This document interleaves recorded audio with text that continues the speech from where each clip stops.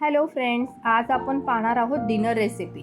यामध्ये मी शेवगाचे सूप बनवणार आहे। शेवगाच्या शेंगा मी धुवून घेतल्या आहे, त्या कुकरमध्ये टाकल्या। सोबत मी मसूरची 2 चमचे डाळ 1 तास आधी भिजत ठेवलेली ती टाकली। लसूणच्या पाकळ्या घेतल्या 2 मिरे, 1 दालचिनीचा तुकडा, 1 कांदा, 1 टोमॅटो, 1 ग्लास पाणी घेतलंय, थोडंसं मीठ टाकलंय आणि कुकर बंद करून छान 3 शिट्ट्या काढून घेतल्या। छान मस्त शिजल्या शेवगाच्या शेंगा। ह्या थंड होऊ दिल्या आणि मिक्सरच्या जारमध्ये त्याला बारीक फिरवून घेतल्या।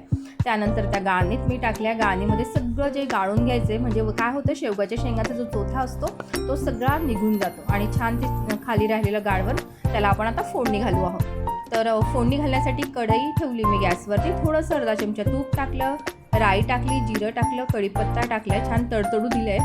थोडीशी हळद, चिमूटभर लाल तिखट, धनिया पावडर टाकले आणि हे जे गाळून ठेवलेलं आहे सूप आपण शेवगाच्या शेंगांचं, हे त्याच्यामध्ये टाकून दिलं आहे कढईमध्ये। छान त्याला उकळी येऊ द्यायची आहे। शेवगाच्या शेंगा हेल्थसाठी खूप छान असतात, आरोग्य आपलं छान राहतं, त्याच्यामध्ये मिनरल्स, विटॅमिन्स असतात, अँटीऑक्सिडंटचंही काम करतं आणि आपली पचनक्रियाही सुधारतं। तुम्ही नक्की ट्राय करा हे।